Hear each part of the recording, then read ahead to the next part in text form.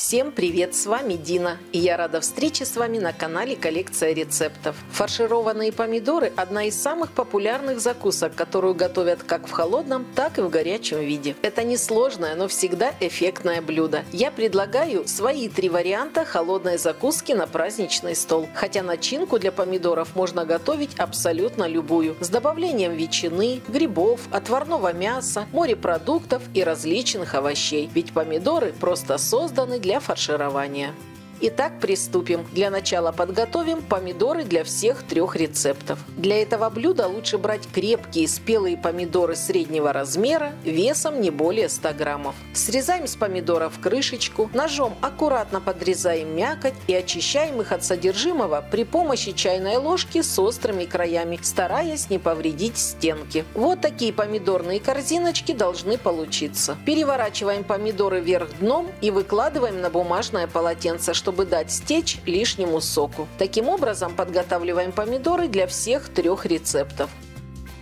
А сейчас займемся приготовлением 3 вкусных начинок. Для первого рецепта я обжарила куриное филе, предварительно замаринованное в течение получаса в смеси специй для курицы и оливкового масла. Нарезаем остывшее филе мелким кубиком и перекладываем его в чашу.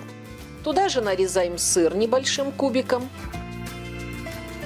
Добавляем мелко нарезанную петрушку, измельченный чеснок и грецкие орехи, предварительно обжаренные на сухой сковороде. Заправляем салат майонезом, добавляем несколько капель лимонного сока, свежемолотый черный перец и соль по вкусу. Все хорошо перемешиваем, а если салат окажется суховат, добавьте еще немного майонеза. Первая начинка готова. Пока отставляем ее в сторону и займемся приготовлением следующей начинки. Для этого рецепта я использую готовый морской коктейль в масле, которое предварительно нужно слить. Для удобства фарширования слегка измельчаем морепродукты и перекладываем их в чашу. Следом нарезаем сыр небольшими кубиками. У меня фетакса. И отправляем в чашу к морепродуктам. Измельчаем зеленый лук, укроп и высыпаем к остальным продуктам. Туда же добавляем кедровые орешки, слегка поджаренные на сухой сковороде. Высыпаем орегано, выливаем соус. В рецепте я указала соевый, но лучше использовать терияки. И заправляем салат майонезом. Свежемолотый перец и соль добавьте по вкусу. Я соль не добавляла, так как все продукты в меру соленые. Перемешиваем салат.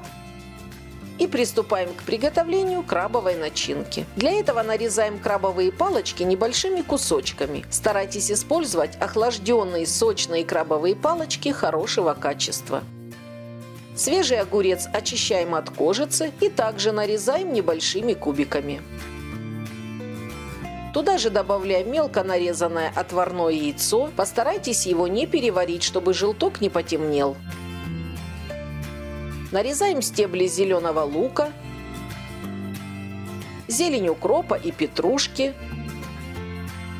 и высыпаем в чашу с продуктами.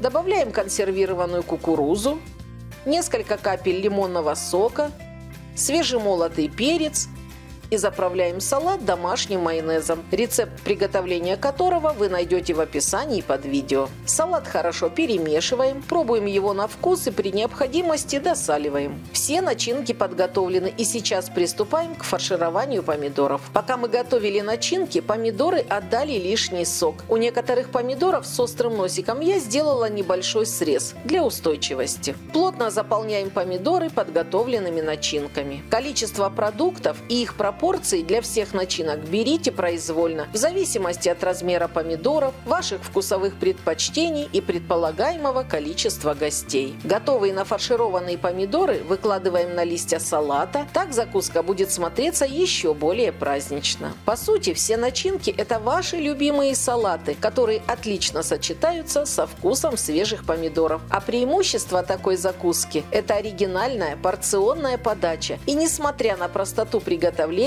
замечательное украшение любого праздничного стола. Желаю всем приятного аппетита!